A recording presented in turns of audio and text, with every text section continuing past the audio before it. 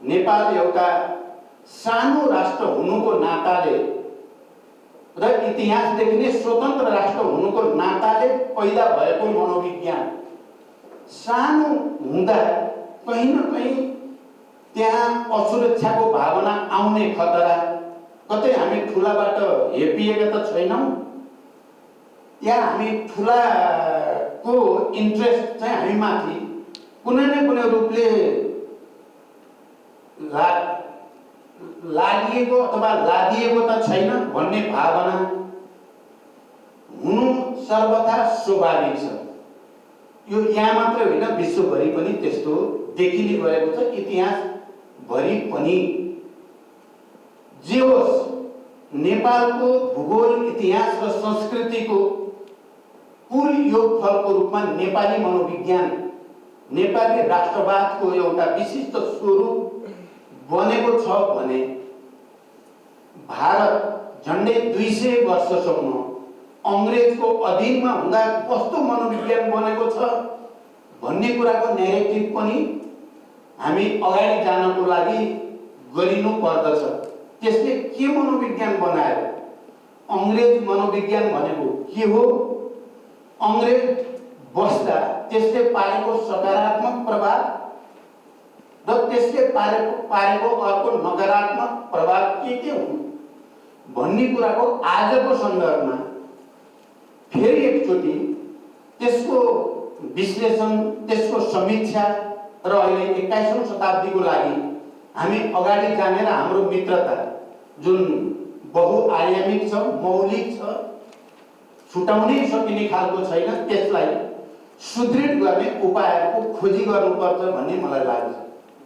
यसको निम्ति उहाँले डिबेट उठाइदिनु भएको छ। जे भए पनि भारतीय बुद्धिजीवी सर्कलमा पनि र नेपाली बुद्धिजीवी सर्कलमा पनि यो किताबले एउटा डिबेट ल्याउँछ नै र ल्याउनु पनि पर्छ र त्यसले नेपाल भारत सम्बन्धलाई बलियो बनाउनको निम्ति भूमिका खेल्नु पर्दछ।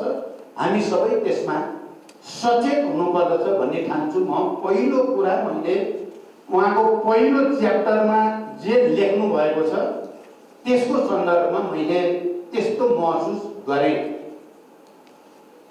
दोस्रो, उहाँले माओइस्ट इन्सर्जेन्सीको बारेमा पनि लामै व्याख्या गर्नु भएको छ र त्यो कसरी सुरु भयो, अहिले शान्तिमा रूपान्तरणको क्रम कसरी अगाडि बढ्यो भन्ने बारेमा पनि उहाँले बडो स्पष्ट रूपमा राख्ने कोसिस गर्नु भएको छ। म उहाँलाई यस सन्दर्भमा विशेष धन्यवाद केमा दिन चाहन्छु भने नेपालमा एउटा ठुलो भ्रम थियो र अझै पनि त्यो भ्रम छ।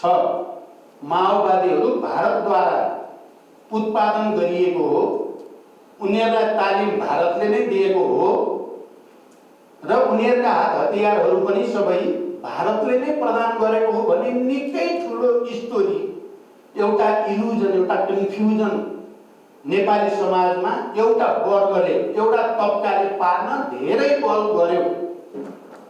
अझै पनि म त्यो प्रयास कुनै न कुनै कोणबाट जारी भएको देख्छु।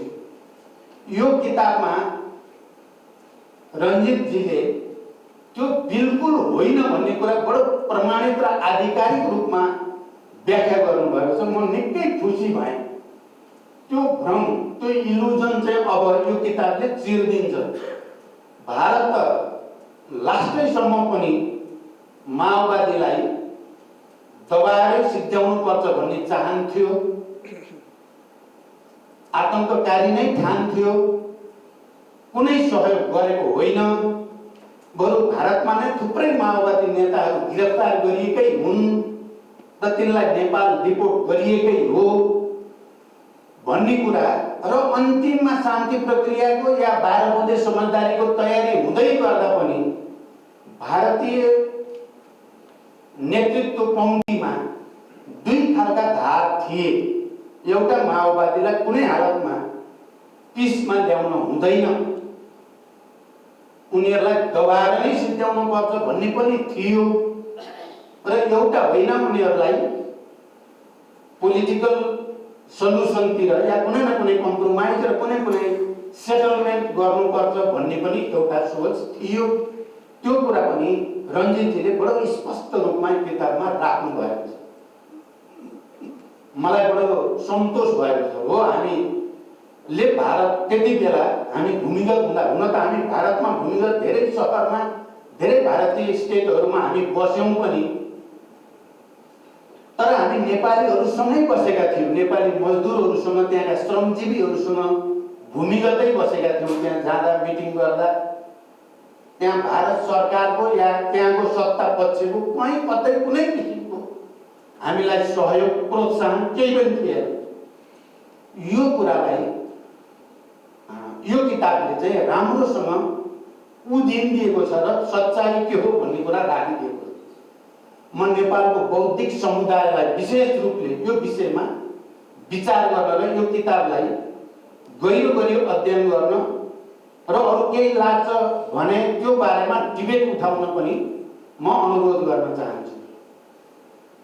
र फेरि साथसाथै पछिल्लो चरणमा यो कुरा पनि सत्य हो, स्वयं रञ्जितजी जोइन्ट सेक्रेटरी भएको बेलामा उहाँले त्यहाँ प्रष्टसँग लेख्नु भएको छ, राजासँग सँगै भएका कुराहरूदेखि माओवादी नेताहरूसँग भएका कुराहरूसम्म विभिन्न राजनीतिक दलहरूसँग भएका प्रसङ्गहरू ल्याउँदै यो नेपालको युद्धको समस्यालाई शान्तिको तरिकाद्वारा, पोलिटिकल सेटलमेन्टद्वारा, कम्प्रोमाइजद्वारा हल गर्नुपर्छ भन्ने धार हाबी हुँदै गएर मैले बुझ्दाखेरि रञ्जितजी त्यही धारको एउटा प्रतिनिधि हो। नेपालमा अगाडि बढेर धर्मनिरपेक्षता होस्, गणतन्त्र होस्, संघीयता होस्, समावेशी होस्, समानुपातिक होस्, त्यो नेपाली जनताले फैसला गर्ने कुरा हो। नेपाली जनताको फैसलालाई हामीले सम्मान गर्नुपर्छ भन्ने धारको नै उहाँले प्रतिनिधित्व गर्नुहुन्थ्यो र उहाँको तागतले, मैले बुझेसम्म उहाँको तागतले भ्याएसम्म सकारात्मक वातावरण बनाउन उहाँले भूमिका खेलेको म सम्झिन्छु। त्यस अर्थमा पनि यो पुस्तक धेरै महत्त्वपूर्ण छ र हुनसक्छ यो पुस्तकमा माओइस्ट इन्सर्जेन्सीको बारेमा गरिएको विश्लेषण या नेपालको परिवर्तनको बारेमा गरिएको विश्लेषण कतिपयलाई मन नपर्न सक्छ, जसलाई सङ्घीय लोकतान्त्रिक गणतन्त्र मन परेको छैन या पर्दैन, समावेशी समानुपातिक यो देशका उत्पीडित वर्ग, जाति, क्षेत्र, लिङ्ग, समुदाय सबै राज्य सत्तामा समावेशी र समानुपातिक प्रतिनिधित्व मन परेको छैन, दलितहरू हजारौंको सङ्ख्यामा लोकल गभर्मेन्टदेखि प्रोभिन्सियल र सङ्घीय गभर्मेन्टसम्म आएको मन परेको छैन, महिलाहरू 33% को प्रतिनिधित्व हुनुपर्छ भन्ने मन परेको छैन, उनीहरूलाई यो किताब त्यति रुचिकर नलाग्न, त्यति राम्रो नलाग्न सक्छ उनीहरूले,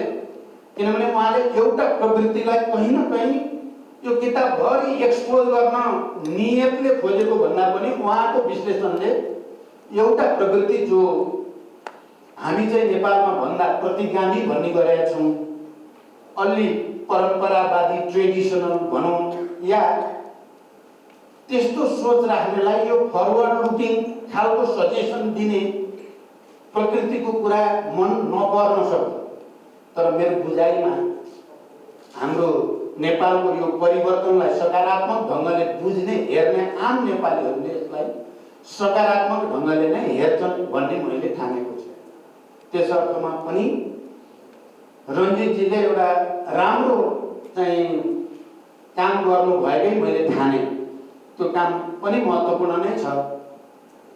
तेस्रो कुरा मैले भन्न चाहने, चौथो, अब यो विषय ठुलो विषय छ भन्ने मलाई लाग्छ। माओवादीलाई मेन स्ट्रिममा ल्याइयो, यो डे 1 देखि नेपालमा यो डिबेटको विषय छ। माओवादीलाई मेन स्ट्रिममा ल्याइएको हो कि माओवादीले नयाँ मेन स्ट्रिम तयार गरेको हो? 12 बुँदे समझदारी, विस्तृत शान्ति सम्झौता, गिरिजाप्रसाद कोइराला, स्वर्गीय गिरिजाप्रसाद कोइराला र मेरो बीचमा सम्झौता भएर सुरु भएको स्ट्रिम नयाँ स्ट्रिम हो कि राजा सहितको हिजोको सिस्टम मेन स्ट्रिम हो? कुन चाहिँ मेन स्ट्रिममा कसले लगेको कुरा गरिएको हो? को विजेता हो, को पराजित हो? राजनीतिक रूपले र फौजी रूपले। यो हाम्रो बडो विशिष्ट खालको छ। यो पनि कम्प्लेक्स छ, सजिलो छैन। तर एक थरी मानिसहरूले सजिलै भनिदिने गरेका छन्, हामीले माओवादीलाई ठिक गरेर ल्याइयो। हामीले भन्ने गरेका छौँ अन्तर्राष्ट्रिय, राष्ट्रिय, क्षेत्रीय सबै परिस्थिति हेर्दा योभन्दा अगाडि युद्ध लानु देशको हितमा हुँदैन, जनताको हितमा हुँदैन।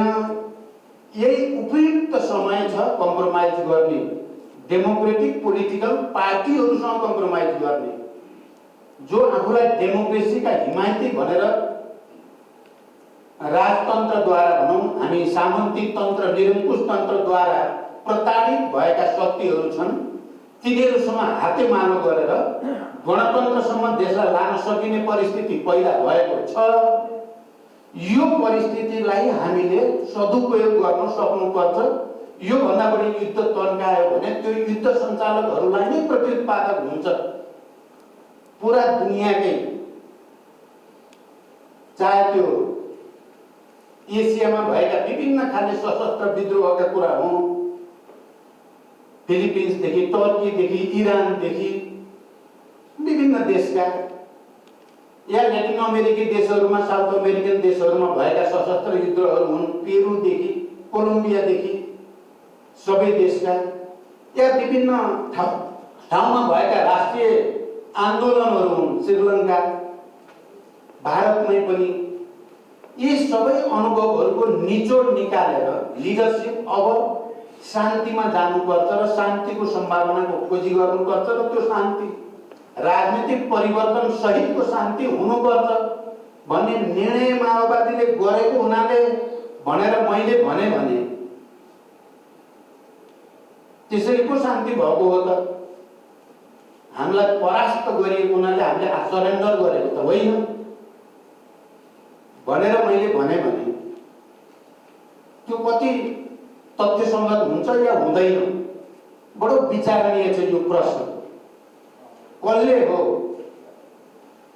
सरेन्डर गरेको? कसले हो यो चेन्जको वाहकको रूपमा भूमिका खेलेको? कसले हो भन्ने कुरा पनि हामी भित्रै बहस अझै टुङ्गिएको छैन। अझै पनि बहस चलिरहेकै म देख्छु। र यो सन्दर्भमा रञ्जितजीको यो किताबले तथ्यको एउटा पक्षलाई चाहिँ उहाँको पर्सपेक्टिभबाट, भारतीय पर्सपेक्टिभबाट भनौँ या उहाँको विश्लेषणको आधारमा उहाँले सिन्सियरली नै राखेको ठाने मैले। तर त्यो पूर्ण हो कि होइन भन्ने कुरा हामीले जज गर्नै पर्छ। त्यो कति पूर्ण छ या छैन भन्ने कुरा। जे भए पनि भएको कुरा के हो भने परिवर्तन हो। राजतन्त्रबाट गणतन्त्रमा हामी गएकै हो, एकात्मकताबाट सङ्घात्मकतामा हामी गएकै हो, समावेशी समानुपातिकतामा हामी गएकै हो, धर्मनिरपेक्षतामा हामी गएकै हो, संविधान सभामा हामी गएकै हो। र यी सबै राजनीतिक एजेन्डाहरू नेपालको पछिल्लो कन्टेस्टमा माओवादीकै एजेन्डा हुन्। कसैलाई मन परे पनि, कसैलाई मन नपरे पनि ती एजेन्डाहरू माओवादीले नै उठाएको र स्थापित गरेको हो र विशाल जनमत त्यसको पक्षमा छ भन्ने कुरा 64 को निर्वाचनमा व्यक्त भएको हो। माओवादीले धान्न सकेन, त्यहाँ माओवादीका आफ्नै सीमा, आफ्नै कमजोरीहरू पनि त्यहाँ रहेका छन्। तर तथ्य यही नै हो। यो तथ्यबाट हेर्दा हामी कसैले जितेको र कसैले हारेको भन्दा हामीले नेपाली समाजको राजनीतिक रूपान्तरणलाई अगाडि राखेर कम्प्रोमाइज गरेको हो। र यो कम्प्रोमाइज राष्ट्रको हितमा थियो, छ, जनताको हितमा थियो र छ, र यो नेपाल भारत सम्बन्धको हितमा थियो र छ भनेर हामीले साबित गर्न सक्नुपर्दछ। न कि एउटालाई अपमानित र ह्युमिलिएट गरेर गर्न खोज्ने एउटा छ नि। मैले हिजो आज तपाईहरु हामी सबैले हेरिराखेकै छौं नि, एक थरी ब्युरोक्र्याटहरु हिजोका माओवादी सखाप नभएसम्म यो देशले सुख पाउँदैन भनेर वक्तव्य दिएको हेरेको छु मैले। अहिले पनि 17,000 मान्छे मारेर आएको भन्ने आरोप लगाउने पूर्व प्रधानमन्त्री बोलिराख्नु भएकै छ भने यसको सत्य तथ्य के हो भन्ने कुराको आधिकारिक र प्रामाणिक विश्लेषण अझै पनि जरुरी छ भन्ने म ठान्छु।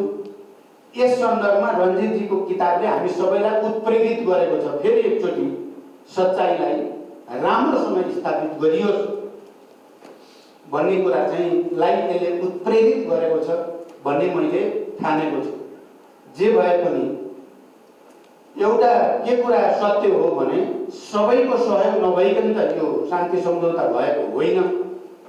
त्यसमा हुन त कतिपय शक्ति केन्द्रहरू यो शान्ति सम्झौता हुनै नपाओस् भनेर अन्तिम समयसम्म नै बल गरेको पनि हामीलाई थाहा छ। मलाई लाग्छ रञ्जितजीलाई पनि थाहा छ त्यो कुरा। तर पनि नेपालका राजनीतिक शक्तिहरू, लोकतान्त्रिक राजनीतिक शक्तिहरू र हाम्रा छिमेकीहरू चाहिँ यो प्रक्रिया अगाडि आओस् भन्ने सहयोगको भावना नभएको भए पनि हामीले माओवादीले मात्रै चाहेर यही ठाउँमा आउन सकिँदैन थियो। त्यो कुरा पनि म सिन्सियरली राख्न चाहन्छु। त्यो माओवादीले मात्रै चाहेर या त्यति बेलाका 7 राजनीतिक दलले मात्रै चाहेर पनि यो सबै सहज ढङ्गले सम्पन्न हुन सक्दैन। हाम्रा छिमेकीहरूको अझ त्यसमा भारतको सकारात्मक धारणा हुनै पर्थ्यो भयो। त्यसकारण हामी अहिले यहाँ छौं र यस्तो बहस हामी गरिराखेका छौं।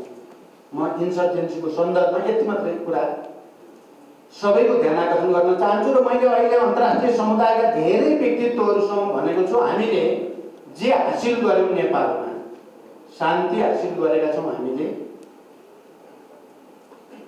बडो युनिक छ। त्यो हतियार व्यवस्थापन, सेना समायोजन, डेमोक्रेटिक इलेक्सनमा सहभागिता, शान्तिपूर्ण प्रतिस्पर्धा पटक पटक त्यसमा चाहिँ माओवादीले आफूलाई पास गरेको छ। आफू विभाजित भए पनि त्यो आफ्नो कमिटमेन्ट जो शान्ति सम्झौतामा जे कमिटमेन्ट गरिएको हो त्यो कमिटमेन्टबाट हस्ताक्षरकर्ताको हैसियतले म कहीँ कतै दायाँ बायाँ भएको छैन। बरु ठुलो सेक्रिफाइस आफैले उठाउँदै यो प्रक्रियालाई सफल पार्न मैले आफ्नो ठाउँबाट कन्ट्रिब्युट गरेको छु भन्ने मेरो छ।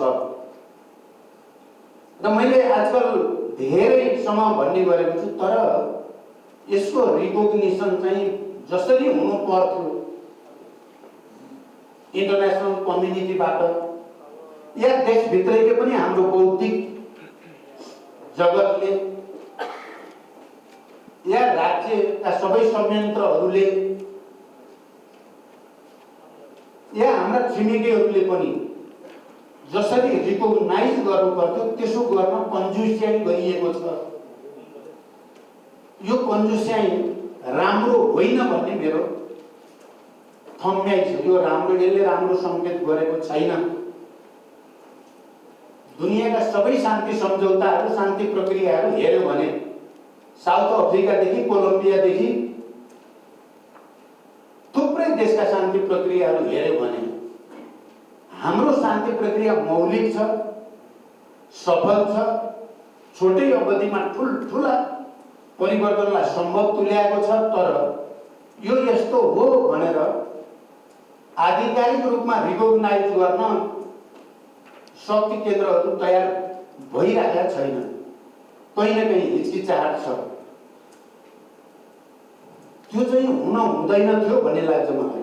र हामी नेपालीहरूले यदि हामी यो परिवर्तनलाई सकारात्मक ढङ्गले हेरिराखेका छौं, यो समावेशिता, समानुपातिकता, गणतन्त्र सबै भने हामीले यसमा गर्वको साथ यसलाई स्थापित गर्न सबैले भूमिका खेल्नुपर्छ र मात्रै नेपालमा दिगो शान्ति र विकासको निम्ति एउटा राम्रो आधार बन्न सक्छ। मैले यो बारेमा यति कुरा राख्न चाहे र अन्तिममा जे सजेसनहरू उहाँले राख्नु भएको छ ती फरवर्ड लुकिङ नै छन्। नेपाल भारत सम्बन्धका आयामहरू धेरै छन् भन्ने कुरा हामी सबैले महसुस गर्छौं।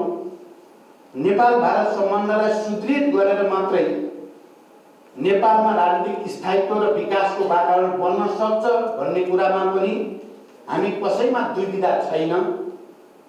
तर त्यसो गर्दा हामीले आजको 21औं शताब्दीको विकासको स्थिति र त्यसले पैदा गरेको मनोविज्ञान, नेपालका कन्सर्नहरू के हुन्, चिन्ताहरू के हुन् र किन हुन्, भारतको चिन्ताहरू के हुन् र किन हुन् र दुईटा सार्वभौम सत्ता सम्पन्न, उहाँले त्यो कुरा पनि लेख्नु भएको छ।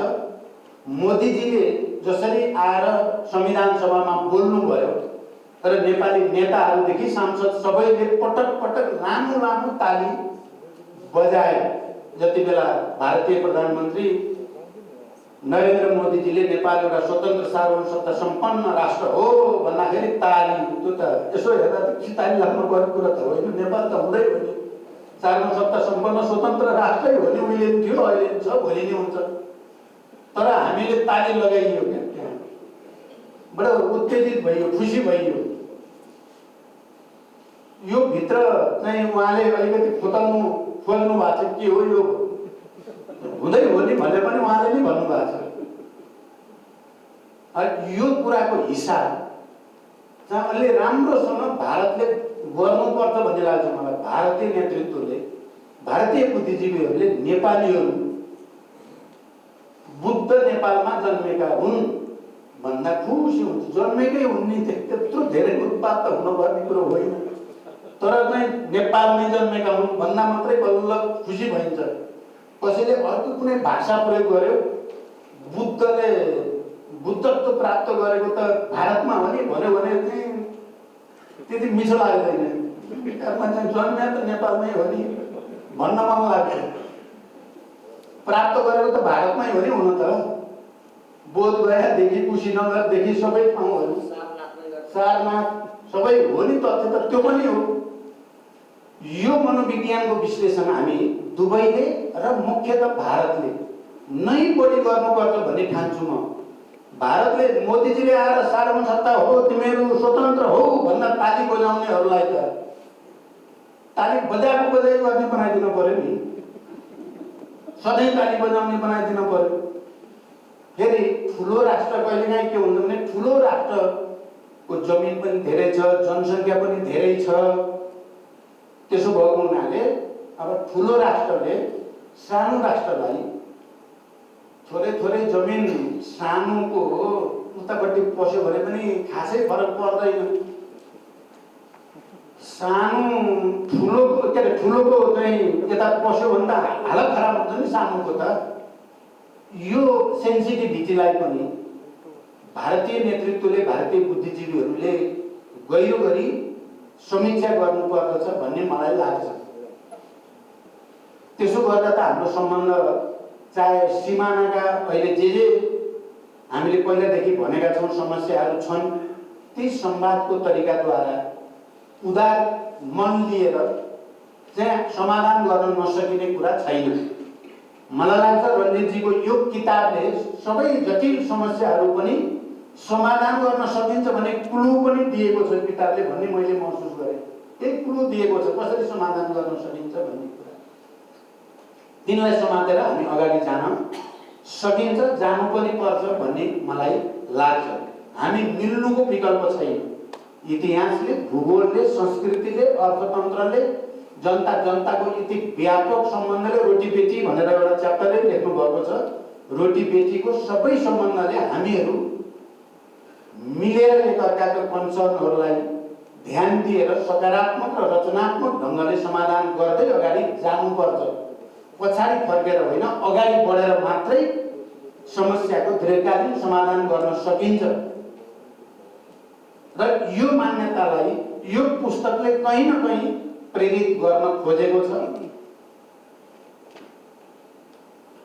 विदेश नीतिको हकमा यो कुरा साँचो हो कि कुनै पनि देशको विदेश नीति भनेको त्यो देशको आन्तरिक नीतिको विस्तारित रूप नै हो र हुन्छ। नम्बर 1। नम्बर 2, कूटनैतिक सम्बन्ध र विदेश नीतिको चाहिँ मुटु मन हुँदैन, दिमाग मात्रै हुन्छ। उसले हेर्ने दिमाग, मुटुले, मनले, इमोसनले हुँदैन, यो विवेकले हुन्छ र विवेकमा आधारित भएरै त्यो सम्बन्धलाई हामीले परिभाषित गर्नुपर्ने हुन्छ र दुई देशको सम्बन्धलाई परिभाषित गर्ने कुरा आइडियोलोजी होइन, सिस्टम पनि होइन। भारतमा कुन सिस्टम छ, नेपालमा कुन सिस्टम छ भन्ने कुराले दुई देशको सम्बन्धलाई निर्धारण गर्दैन। जुनसुकै होस्, यदि नेपालको इन्ट्रेस्ट, नेपालको नेसनल इन्ट्रेस्टमा भारतले बाधा होइन सहयोग पुर्याएको छ भने भारतसँग हाम्रो राम्रो मित्रता हुन्छ। नेपालमा जुनसुकै सिस्टम होस्, नेपालको सिस्टमले भारतको नेसनल इन्ट्रेस्टलाई बाधा पुर्याएको छैन, बरु त्योसँग सहयोगी हुन मद्दत गरेको छ भने नेपालसँग भारतको पनि राम्रो सम्बन्ध हुन्छ। यो कुरा दुनियाँमा देखेकै छैन छ नि। सिस्टमले के काम गरेछ? साउदी अरबमा के सिस्टम छ, अमेरिकामा के सिस्टम छ, साउदी र अमेरिकाको के सम्बन्ध छ हामीलाई थाहा छ। हिजो भारतमा के सिस्टम थियो, युएसएसआरमा, सोभियत सङ्घमा के सिस्टम थियो, तर इन्दिरा गान्धी र चाहिँ सोभियत सङ्घको 20 वर्ष सन्धि के थियो हामीलाई थाहा छ। सिस्टम मिलेको भनेको अमेरिका र भारतको त्यो बेलामा के अवस्था थियो, नमिलेकाहरूको चाहिँ मित्रता त्यस्तो थियो, केले गर्दा भयो त्यो भन्दा नेसनल इन्ट्रेस्ट, एकअर्काको नेसनल इन्ट्रेस्ट सर्भ गर्यो, एकअर्काले मद्दत गर्यो भने त्यहीँनिर चाहिँ तपाईँका सम्बन्धहरू सुदृढ भएर जान्छ। हामी भारत र नेपालको सम्बन्धलाई जो युनिक भन्छौँ, स्पेसिफिक खालको छ भन्छौँ, यो दुनियाँमा अन्त नभेटिने खालको छ भन्छौँ, हामीले भनि पनि राखेका छौँ। त्यसकारण नेपालको नेसनल इन्ट्रेस्ट र भारतको नेसनल इन्ट्रेस्टलाई एकअर्काले सम्मान गर्ने, सहयोग गर्ने प्रक्रियाको सुरुवात गरियो भने दुनियाँको कुनै पनि ताकतले हाम्रो सम्बन्ध सुदृढ हुन रोक्न सक्दैन।